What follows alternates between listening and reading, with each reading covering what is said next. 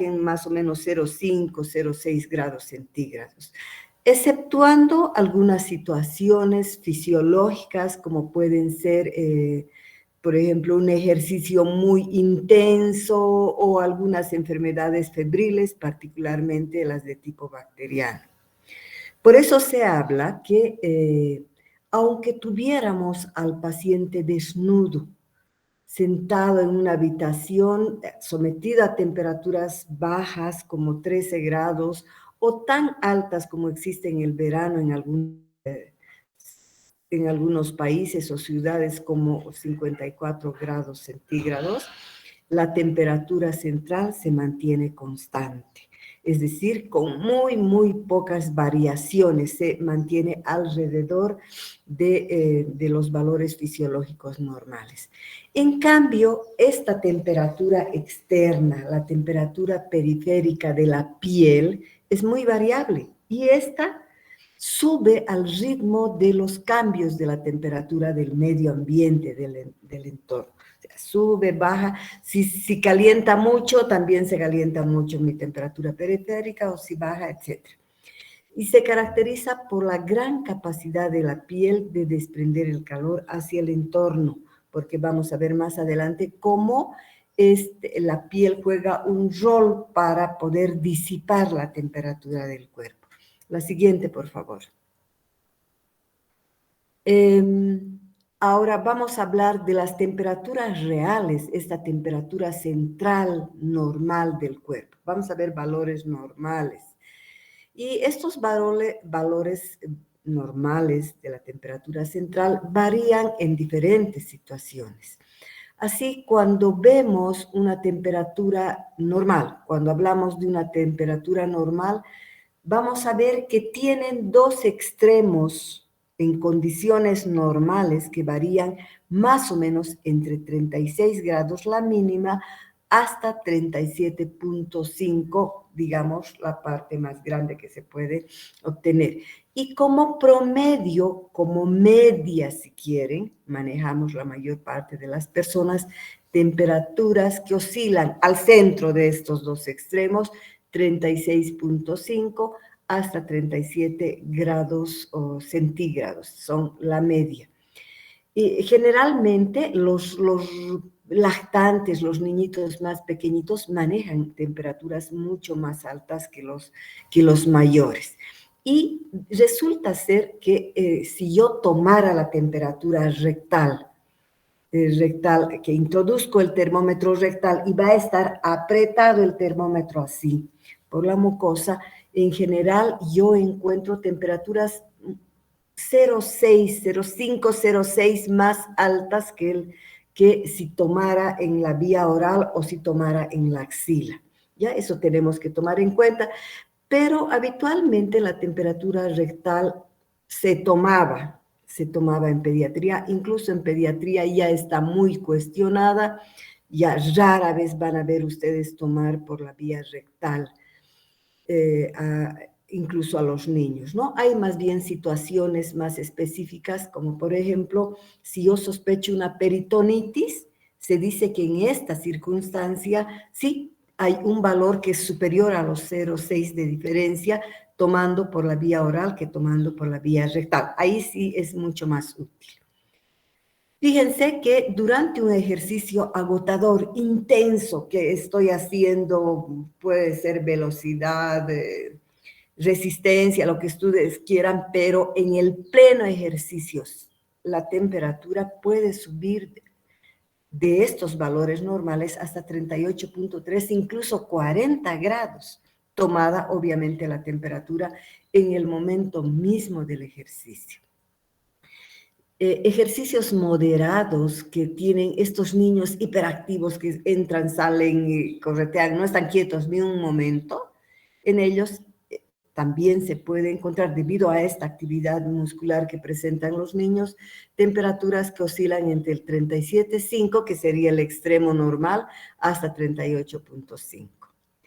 La exposición a fríos extremos también puede bajar a temperaturas menores, incluso a 35.5. Y en climas muy fríos, las primeras horas de la mañana, acuérdense incluso en nosotros en el invierno, las temperaturas corporales pueden estar alrededor de 36 hasta 35.5. Siguiente, por favor. Estas son temperaturas y variaciones en situaciones cotidianas de la vida, ¿no? Algo que tenemos que recordar es que la temperatura corporal se regula por un equilibrio entre la producción del calor y la pérdida del calor. Es decir, esta temperatura corporal es resultado de ambas situaciones, de este equilibrio de la producción y de la pérdida del calor. Si la tasa de producción calórica, es decir, hay una gran producción del calor en el cuerpo, y si esta tasa de producción es mayor, excede a la pérdida, se va a acumular cada vez más calor dentro del cuerpo, lo cual va a hacer subir la temperatura corporal. Y por el otro lado, si la pérdida del calor es mayor que la producción, obviamente va a descender la temperatura corporal. ¿Ya? Siguiente, por favor. Entonces, cuando hablamos de producción de calor, nos estamos refiriendo directamente al metabolismo corporal, porque es el metabolismo corporal el encargado de producir la mayor cantidad de calor posible. Y entonces esta producción del calor viene a ser un producto intermedio muy importante del metabolismo corporal. Y la intensidad de la tasa metabólica del cuerpo va a estar determinada por los siguientes factores o situaciones. La tasa metabólica basal de las células. No sé si alguna vez han escuchado hablar ustedes del metabolismo basal. Cuando se quiere medir el metabolismo basal, nosotros tenemos que tener a una persona en un ambiente tranquilo, relajado. Incluso dicen que la pintura debe ser ese verde suave de los hospitales, con una temperatura que no sea ni elevada ni baja, ideal, que la persona esté recostada, bien relajada, que no haya consumido alimentos ni líquidos durante 12 horas y que esté quietita, con los ojos cerrados, sin ningún estímulo. En ese momento no hay metabolismo, no hay pérdida o producción de calor ni por la digestión, ni por nada, ni por el movimiento, ¿verdad? Está relajada.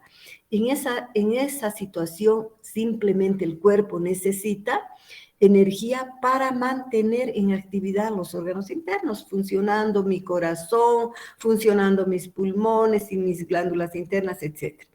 Entonces, se necesita la energía mínima para mantener con vida al paciente. A eso se refiere esta tasa metabólica basal o metabolismo basal del cuerpo. Entonces, esta producción está dada por el metabolismo basal, además por un metabolismo que sería la mayor parte, ¿no? Además de un metabolismo extra producido por la contracción muscular. Si hay una actividad intensa, la producción de calor también va a ser grande. Un metabolismo extra producido por las hormonas como la tiroxina, que produce gran cantidad de calor, la hormona de crecimiento, la testosterona. Un metabolismo extra producido por la adrenalina, noradrenalina, y un metabolismo adicional producido por la actividad química celular, además del metabolismo adicional producido por la digestión, absorción de los alimentos. Entonces, todas estas situaciones van a hacer que se produzca o aumente el calor del cuerpo. Siguiente, por favor. En cambio, la situación contraria, que es la pérdida de calor, se produce también del cuerpo. Fíjense, ya hemos dicho que la mayor parte del calor se produce en los órganos internos.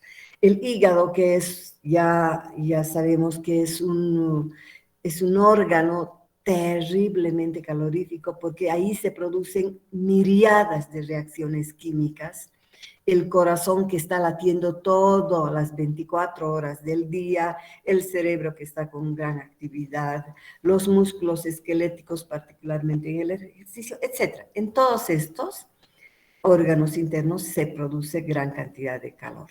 Y de estos órganos profundos, el calor pasa hacia la piel y de la piel pasa al medio, al entorno, al medio ambiente. ¿Ya? Entonces hay un camino desde adentro hacia el medio ambiente. Y la intensidad de la pérdida del calor está determinada por la velocidad con la que ocurren en ambas situaciones, es decir, desde el interior a la piel y de la piel al medio externo. Siguiente, por favor. Para comprender esta pérdida del calor es necesario conocer que el cuerpo tiene un sistema aislante, que hay un flujo de sangre desde el interior hacia la piel que me provoca la transferencia, que hay una física básica de pérdida de calor en relación a la radiación, conducción, evaporación, cuál es el efecto que tiene la ropa en la pérdida del calor y el fenómeno de la sudoración. Siguiente. Entonces, al hablar de este sistema aislante del cuerpo, este sistema que evita, que es nuestro sistema aislante, que evita la pérdida del calor, está constituida por la piel, el tejido celular subcutáneo y esta grasa que está por debajo de él. Y este es un aislante térmico muy importante que va a evitar que perdamos el calor. ¿Por qué se produce, evita esta pérdida de grasa? Porque se conoce que el tejido graso conduce el calor a 1/3 de velocidad más bajo que de los otros tejidos. Y como las mujeres, en general, porque ahora es casi igual por igual, pero en términos generales tenemos mayor panículo adiposo que los varones, por eso nosotros tenemos esta capacidad de evitar más esta pérdida de calor, pero se puede decir que cualquier persona, sea sexo masculino o femenino, cuanto es más gordito, tiene este sistema aislante mucho más fuerte. Y por eso que las personas bien delgadas que tienen el celular subcutáneo y la grasa casi ausente, estas se enfrían mucho más rápidamente. La otra situación que tenemos que tener claro, que el flujo de sangre desde el interior del cuerpo hacia la periferia, a través de este plexo subcutáneo, transfiere calor desde el interior hacia el exterior. Y hay mayor producción de calor, digamos, cuando se trabaja en un ejercicio intenso, y aquí va a haber, o diferentes situaciones, puede ser una actividad de ejercicio intenso, puede ser una persona que ha agarrado un proceso bacteriano o algún proceso infeccioso que sube la temperatura. En cualquiera de estas circunstancias hay mayor flujo sanguíneo en la piel y el tejido subcutáneo y su transferencia por el fenómeno de vasodilatación. Entonces, este fenómeno de vasodilatación que abre los poros y que está en el tejido celular subcutáneo es que favorece este exceso de calor que se ha producido en el cuerpo. Por eso que nuestra piel se pone rubicunda en estos momentos de ejercicio intenso, porque estás aumentando la temperatura, o de fiebre, se pone terriblemente rubicundo y favorece. Y fíjense, para aplicar un poco a la parte práctica de la clínica, chicos, cuando un niño tiene, generalmente en los niños son los que suben con mayor facilidad la fiebre, tiene fiebre, se hacen medios físicos. Y antes utilizaban paños fríos para enfriar o utilizaban alcohol. No es lo mejor eso. Entonces, esto ya se sabe debido a esto que está proscrito, porque ¿qué hace el agua fría o el alcohol? Más bien produce un fenómeno de vasoconstricción. Entonces, al producir vasoconstricción, la piel evidentemente afuera se enfría, se la siente fría después del alcohol, después del agua fría, pero adentro sigue circulando la sangre caliente y en un lactante menor puede producirme una convulsión de tipo febril. Entonces, el medio físico adecuado es hacer paños de agua tibia o hacer baños de inmersión de agua tibia. ¿Qué va a hacer esto? Me va a abrir mucho más los vasos sanguíneos y la vasodilatación va a estar excelente y va a haber una gran facilidad de transferencia de calor y de pérdida de calor. Aunque no crean, aún en los hospitales ahora, chicos, estas enfermeras antiguas te quieren meter alcohol en el seguro universitario, me hicieron eso. Alcohol o paños de agua fría. Entonces ya saben ustedes que debe ser siempre tibio, debe ser tibio. El cuerpo que está expuesto al frío produce fenómenos de vasoconstricción en este plexo subcutáneo y entonces el flujo de sanguíneo va a bajar. Y este flujo de sanguíneo puede variar, fíjense, desde 0, debido a la vasoconstricción, hasta 30%, que es grande, que maneja un 30% del gasto cardíaco cuando hay un gran fenómeno de vasodilatación. ¿Ya? Siguiente, por favor. Y esta vasodilatación, les vuelvo a repetir, favorece la transferencia de calor. La física básica de cómo se pierde calor desde la superficie cutánea. Yo, para comprender la pérdida, debo conocer también esto. Y tenemos a través de esta física básica fenómenos como la radiación, la conducción, la evaporación. La radiación a través de la radiación se pierde un 60% del calor. Y esto es a través de los rayos infrarrojos. Es decir, todo cuerpo que no esté en cero absoluto es capaz de emitir rayos infrarrojos. Es decir, mi cuerpo, las paredes, el escritorio, el techo, todos los muebles, absolutamente todos los cuerpos son capaces de producir rayos infrarrojos. Y si una persona entra, por ejemplo, en el invierno, de un ambiente frío de la calle, entra al aula. En el aula hay 50, 60 personas que están botando calor y está más caliente. Entonces, esta persona que ingresa de un ambiente frío a un ambiente atemperado, ¿qué es lo que va a hacer? Va a ganar a través de los rayos infrarrojos el calor y después de un momento se va a sentir mejor. O en sentido contrario, si sale de un ambiente atemperado afuera donde hay mucho viento y frío, va a perder el calor. Y eso es a través de los rayos infrarrojos. La conducción también provoca una pérdida del 18% y es de dos tipos. Una conducción a objetos y una conducción al aire. La conducción a objetos es más baja y es cuando el cuerpo se sienta o está recostado en la cama.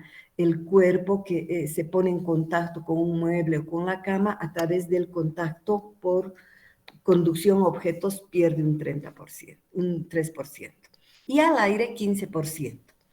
Y va perdiendo el calor al aire, hacia el aire, desde mi cuerpo que está más caliente al aire más frío, hasta que la temperatura logra igualarse y hace una pequeña capa, digamos, que le cubre de calor, así una delgada capa de calor, y esa persona, digamos, en ese momento se siente mejor, digamos. Pero si este aire que ha calentado es llevado por los movimientos del viento, digamos, se pierde esta capa que apenas se logró calentar. Y ese fenómeno se llama conducción. Y hay una conducción al aire que es muy, muy rápida porque hay corrientes de aire que cada vez se van a llevar y es muy rápida. En cambio, la conducción y convección al agua es mayor porque las moléculas tienen un peso específico de agua mayor y va a ser muy difícil que calentemos una capa en el agua caliente alrededor de nuestro cuerpo. No se puede hacer eso. Por eso que cuando hay naufragios en aguas gélidas, etcétera, la persona muere muy rápidamente por hipotermia. En cuestión de minutos, a los 30 minutos ya puede estar muerta, porque es imposible esto. La pérdida, por eso, es siempre mayor. Y finalmente, a través de la evaporación, que se pierde un 23%, es un mecanismo de refrigeración necesario para mantener las temperaturas atmosféricas muy altas. Y es a través de estas famosas pérdidas insensibles que nosotros no nos damos cuenta, pero al hablar, al respirar, estamos perdiendo una cierta cantidad de calor, que a veces notamos cuando el ambiente está muy frío y sale, ¿verdad? El vapor en la mañana, así notamos como una especie de un vaporcito. Siguiente, por favor. Esta evaporación, les decía, el agua se evapora a través de la piel y se pierde, fíjense, 0,58 calorías por 1 gramo de agua evaporada. Estas pérdidas insensibles de agua por piel se pueden fácilmente salen de los pulmones a una velocidad muy grande y fíjense que en algunas circunstancias puede perderse cantidades tan grandes como 600 a 700 ml al día y que nosotros no nos damos cuenta. La evaporación es el único medio por el cual el cuerpo puede liberarse del calor. La ropa reduce la pérdida de calor por conducción y por convección, ¿no es cierto? Si nosotros nos abrigamos, reducimos esta pérdida. Y esta ropa atrapa el aire cercano a la piel, evitando su pérdida, ya sea por conducción o por convección. Por ejemplo, esto se aplica en las salas de neonatología, chicos.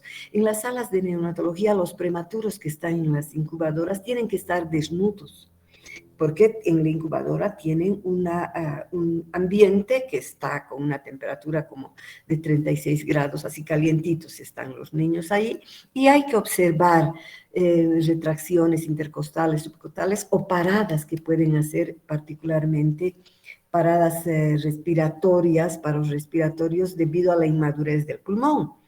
Entonces, eh, aún hacia la incubadora hay una pérdida a ese ambiente del niño. Entonces, se pone unas láminas transparentes de plástico, como el plástico que conocemos, las bolsas plásticas nuevas, esterilizadas, como una especie de frazadita de algo que le toque. Entonces, la pérdida del calor de este recién nacido prematuro que tiene una piel muy grande para el contenido, por lo tanto, su superficie de pérdida es inmensa del recién nacido. La pérdida del calor va y choca contra el plástico y ese calor regresa a su cuerpo. Entonces, es una forma de favorecer. Si se moja la ropa, se pierde esta característica por la gran conductividad al agua que hemos dicho y hay mayor pérdida de calor. Por eso, en los lugares gélidos, hacia arriba, en el norte al sur, lo que se tiene que evitar es que la ropa se moje, ¿no? Siguiente, por favor. La sudoración y su regulación por el sistema nervioso autónomo, ¿ya? Entonces, la sudoración se produce porque aumenta la temperatura en el cuerpo y hay una estimulación a la zona preóptica del hipotálamo, ¿ya? Las glándulas sudoríparas que tenemos en todo el cuerpo, más concentradas en determinados lugares. Por ejemplo, están más concentradas en las axilas, en la palma de las manos, en la planta de los pies, en la espalda. Estas glándulas sudoríparas están inervadas por fibras nerviosas colinérgicas que van a secretar acetilcolina y que viajan por los nervios simpáticos adrenérgicos junto a ellos, ¿ya?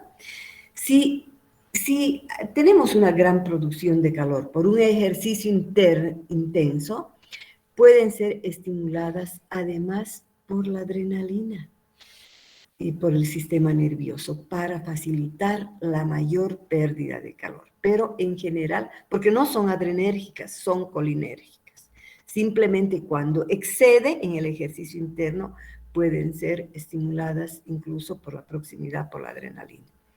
La porción subdérmica de la glándula sudorípara tiene, la subdérmica tiene una parte enrollada que es la misma glándula, donde tiene unos epitelios que producen una secreción primaria. Y esta secreción va a seguir por un conducto que va a ser eliminado hacia el exterior de la piel. Esta secreción primaria tiene una composición bien parecida al plasma, tiene todos los electrolitos, sodio, potasio, calcio, todo, chicos, exceptuando las proteínas. Por eso que se dice que es bien parecida al plasma, pero no tiene proteínas.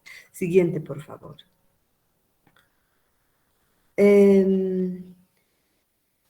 La aclimatación del sudor. Fíjense, si una persona vive en una zona fría, Oruro o Potosí, imagínense, y de pronto viaja de vacación a un área tropical, las primeras 6 semanas experimenta fenómenos así grandes de sudoración profusa, pierde cantidades grandes de sudor, de líquido, 2 a 3 litros al día, y elimina 10 veces más calor, y además elimina grandes cantidades de cloruro de sodio, es decir, de sodio y de cloro.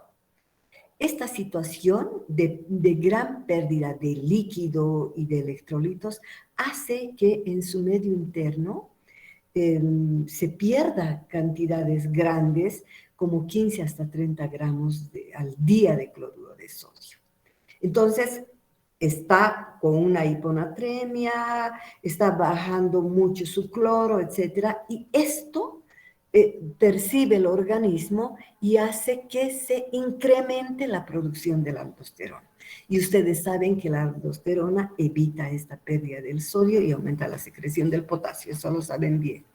Entonces, después de este tiempo, de más de un mes, como de 6 semanas, se produce el fenómeno de aclimatación debido a que ha aumentado la producción de aldosterona. Y cuando ha aumentado la producción de la aldosterona, se evita esta pérdida y llega a producirse con este fenómeno de aclimatación pérdidas de apenas de 3 a 5 gramos al día, y la persona ya queda más tranquila, ya no con esos excesos de sudoración profusa, etcétera, ¿no? También hay pérdidas de calor en animales por el jadeo. Estos animales que están cubiertos de pelos no tienen glándulas sudoríparas, y si se van a dar cuenta ustedes, los animales más peludos se encuentran en las zonas más frías. Las llamas, los burros, todos tienen más pelos porque precisamente es para cubrirles. Y tienen un centro de termorregulación. Ellos regulan a través del jadeo. Por ejemplo, un perrito que lo llevan ustedes a correr, después de un ratito de ejercicio, aumenta la temperatura en su cuerpo y empieza a jadear. Y entonces, ¿qué hace? Abre la boca, saca la lengua y respira seguido. Y el aire que mete va a enfriar los vasos sanguíneos que están ahí, y de esa manera logra hacer, por eso su jadeo es intenso. Y los elefantes también tienen otra forma de pérdida de calor. Acuérdense que estos extienden sus orejas, no sé si han visto, extienden sus orejas y experimentan en las orejas estos vasos sanguíneos tan superficiales, fenómenos de vasodilatación intensa, y de esa manera logran perder el calor porque tampoco tienen glándulas sudoríparas. Siguiente, por favor. Ahora, ¿cómo es la regulación de la temperatura corporal? Nosotros sabemos perfectamente bien que el centro termorregulador está ubicado en el hipotálamo, ¿ya? Ahí está bien ubicado nuestro centro termorregulador. Y ya dijimos, si una persona con cuerpo desnudo se somete a temperaturas como 12 a 55, su temperatura central no varía siempre y cuando la temperatura tenga aire seco. También es otra de las condiciones, porque si es húmedo es diferente, no se puede hacer. La temperatura corporal está regulada por mecanismos de retroalimentación. Es decir, que si baja, este centro termorregulador va a tender a subir la temperatura. Si sube mucho, va a tender a bajar, ¿verdad?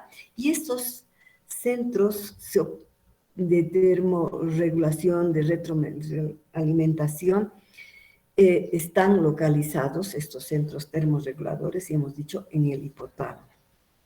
Para esto se necesitan, sin embargo, para detectar estas temperaturas que suben o que bajan, se necesitan detectores de temperatura, que estén todito el tiempo testeando la temperatura e indiquen el momento en que sube o baja la temperatura corporal. Y vamos a ver cómo están localizados. Siguiente, por favor. Cómo están localizados estos detectores, ¿ya?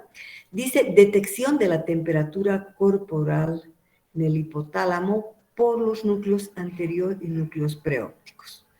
La regulación de los núcleos del tálamo anteriores y núcleos preópticos contiene muchas neuronas sensibles al calor, es decir, 2/3 del total son neuronas sensibles al calor y menos neuronas como 1/3 sensibles al frío.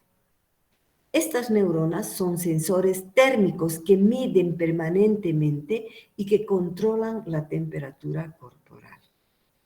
Y la velocidad de descarga es 10 veces más cuando la temperatura aumenta, es decir, por las neuronas sensibles al calor. Si se calienta la región preóptica, que es un núcleo que está en el hipotálamo, si se calienta porque se ha calentado todo el cuerpo, ocurre un fenómeno de una sudoración profusa y abundante, y a través de los fenómenos de vasodilatación también se produce esta transferencia del calor al medio externo que me va a hacer bajar la temperatura. Siguiente, por favor.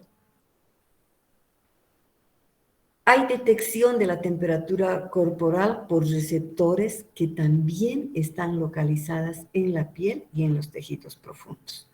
Los receptores de la piel y de los tejidos profundos ejercen una termorregulación complementaria, aparte de lo que acontece en el hipotálamo, ¿ya?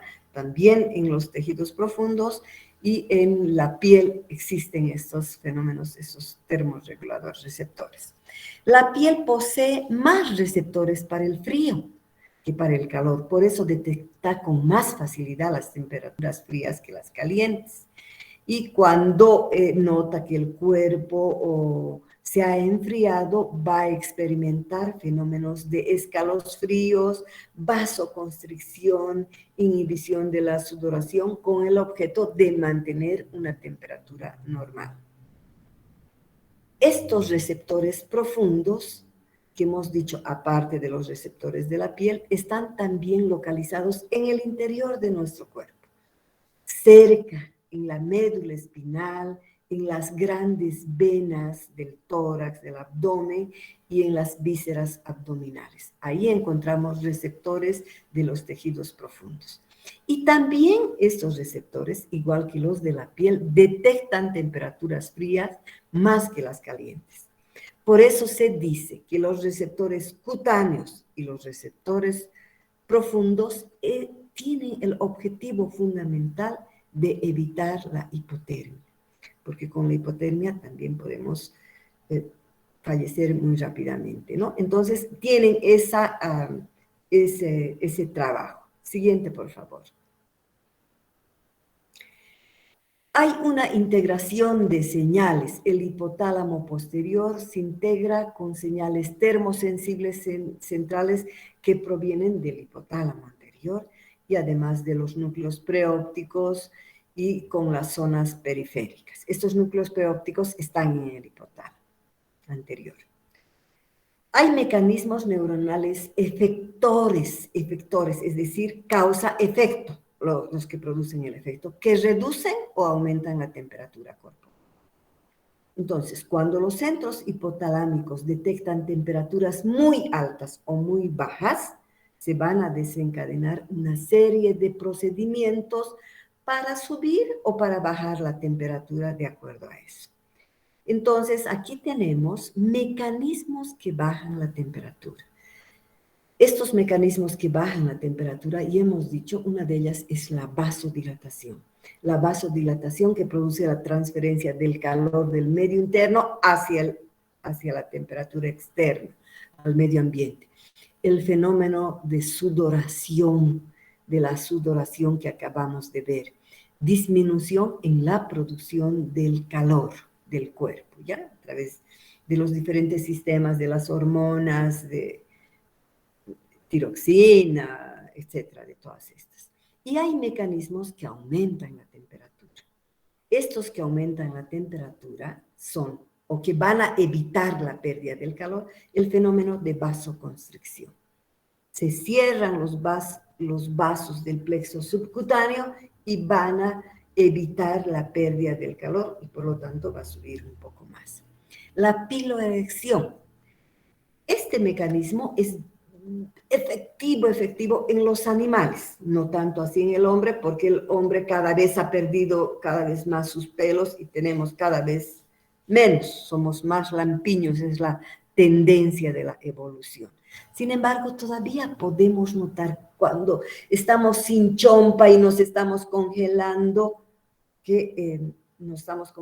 nuestros pelos se paran, ¿verdad? Y hay aumento de la termogenia por los factores químicos. Siguiente, por favor. Aumento de la termogenia para producir el color. Las temperaturas bajas producen estimulación de los núcleos dorsales del hipotálamo y la liberación de la tiritona o del temblor que me va a producir contracción muscular, ¿verdad? A veces son sacudidas musculares y, o sea, quiero no moverme, pero mi cuerpo se mueve, ¿no es cierto? No podemos frenar nosotros. Entonces, este temblor me va a producir una producción de calor 4 veces más. También existe estimulación química simpática y que produce liberación de adrenalina y noradrenalina que van a aumentar la tasa metabólica y la producción de calor. A esto se llama termogenia química y la liberación de la tiroxina que aumenta la producción del calor de la hormona tiroidea, ¿no? Siguiente, por favor. ¿Qué es el punto de ajuste para control de la temperatura? El punto de ajuste del cuerpo está marcado en el hipotálamo en 37.1 grados centígrados. Y esta es una temperatura crucial, es 37.1 grados centígrados. Así está grabado. Entonces, todos los mecanismos de control de la temperatura del cuerpo intentan todito el tiempo llevar la temperatura corporal a su nivel del punto de ajuste, a 37.1. Así, si la temperatura central aumenta y hay una gran pérdida de calor por evaporación, baja la temperatura y esto me lleva al punto de ajuste. Y si hay temperaturas menores a 37.1, se hacen una serie de mecanismos para producir mayor calor y llevar hacia el punto de ajuste, ¿ya? Entonces, ese 37.1 es el punto de ajuste que tienen todos los cuerpos. Siguiente, por favor.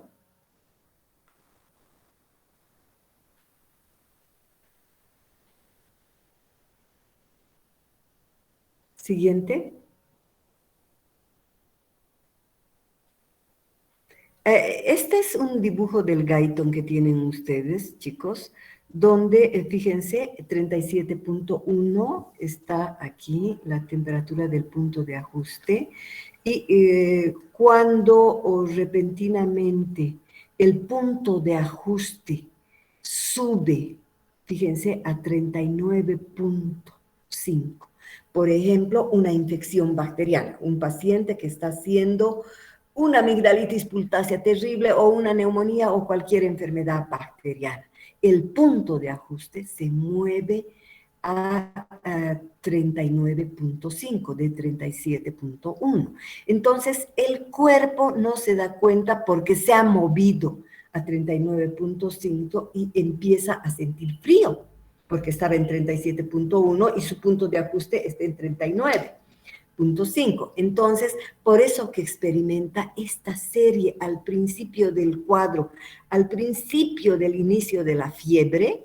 Este paciente, acuérdense, experimenta escalofríos, fenómenos de vasoconstricción, piloerección, secreción de adrenalina, tiritón, hasta que se acerca el punto de ajuste. Con todos estos fenómenos se ha ganado calor y se acerca y entonces se queda ahí y el paciente queda tranquilo.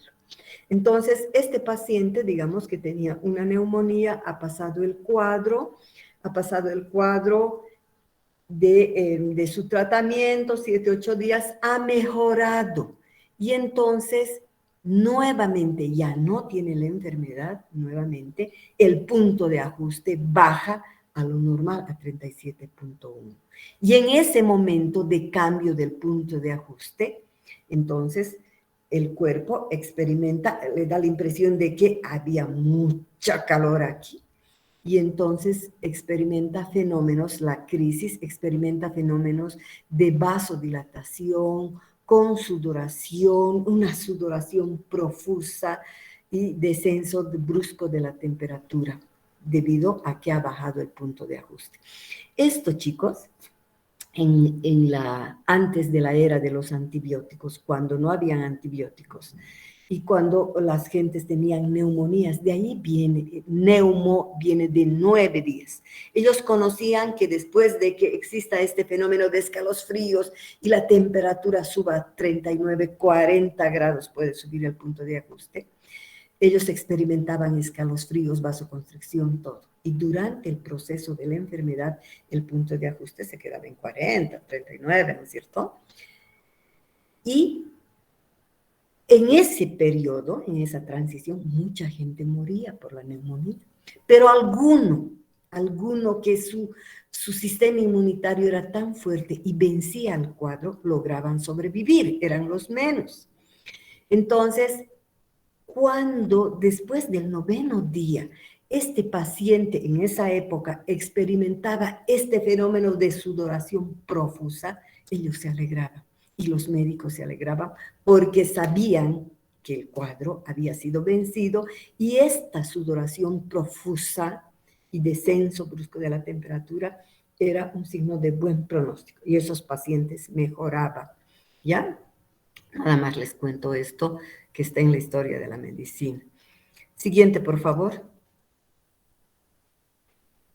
Control conductual de la temperatura. Aparte de todos estos mecanismos subconscientes estudiados, el cuerpo cuenta con uno más poderoso, con uno terrible, que es el que controla, es el control, es la conducta, el control conductual de las personas. Y entonces este es realmente poderoso, porque fíjense, nosotros somos gente pensante, me hace frío y no tengo chompa, voy, me pongo abrigo, pongo calefacción, entro de afuera a un ambiente más caliente, etcétera, y me caliento. Es la conducta del ser humano, ¿ya? O si está, por otro lado, muy caluroso, simplemente saco la ropa afuera, ventilador, etcétera. Todo esto. Los fisiólogos antiguos, dice el libro, le daban muy poca importancia a este hecho. Sin embargo, así dice textual el libro, es el único mecanismo importante y eficaz de control del calor en ambientes fríos, calurosos. ¿Verdad? Siguiente, por favor. La conducta del ser humano. Alteraciones de la regulación térmica del cuerpo, el efecto de los pirógenos en la fiebre. Un pirógeno es una proteína, una toxina, un polisacárido que se libera de las membranas celulares de las bacterias, capaces de modificar el punto de ajuste del hipotálamo, lo que hemos visto. Los pirógenos fundamentalmente son en las bacterias gram negativas, son los famosos pirógenos endógenos que incrementan el punto de ajuste del cuerpo, ¿ya? Y durante la infección bacteriana, los leucocitos fagocitan bacterias, saben ustedes muy bien, y liberan citocinas como la interleuquina 1, que es el pirógeno leucocitario o el pirógeno endógeno. Y de esta manera activan en el hipotálamo los mecanismos para la producción de la fiebre. La interleuquina 1 produce fiebre porque induce a la síntesis de prostaglandinas E2. Por eso que los antipiréticos, sea la aspirina, sea el paracetamol, el resto de los antipiréticos, bloquean la síntesis de las prostaglandinas a partir del ácido araquidónico. Así actúa estos mecanismos al bloquear estas antiprostaglandinas. Son antiprostaglandínicos. Siguiente, por favor. El golpe del calor son estas temperaturas hiper elevadas que pueden incluso producir la muerte, que son situaciones muy, muy, muy dramáticas. Y se sabe que el límite superior de la temperatura atmosférica es que se puede tolerar, depende si está seco. Hemos dicho que si es húmedo es mucho más grave, ¿no? Cuando la temperatura corporal es mayor a 40.5, llega a 42, aquí hay trastornos muy, muy graves donde el hipotálamo ya no responde, ya no actúa así de forma adecuada en este su fenómeno de termorregulación. Entonces, con temperaturas así tan altas como 40.5, 42, puede haber el golpe de calor. Y este golpe de calor se caracteriza por presentar, el paciente experimenta mareos, vómitos, hay confusión mental muy acentuada, incluso pérdida del conocimiento y hasta convulsiones puede existir. Esta hiperperexia produce daños muy severos en todos los órganos, especialmente en el encéfalo, en el cerebro. Produce procesos degenerativos graves. En otras palabras, como que llega a cocinarse esto y se produce la muerte.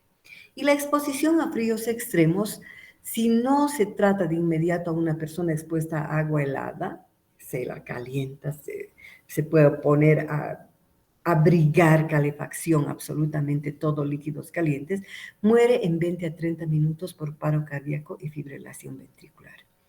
Cuando la temperatura corporal baja por debajo de los 29.5, desaparece esta capacidad de termorregulación del hipotálamo. Lo mismo que cuando en general está por encima de estas temperaturas de 42, también se pierde esa capacidad de termorregulación del hipotálamo. Y aquí la sintomatología es somnolencia seguida de coma y muerte. No sé si hemos terminado, hijita. Raiza, sí. Entonces, mis queridos, con esto hemos terminado la ronda de temas de la regulación de la temperatura y la próxima clase harán con el docente que les toca. Listo, muchachitos. Gracias, Raiza. Adiós. Hasta luego. Hasta luego. Doctora, Chao, gracias. chao. Gracias.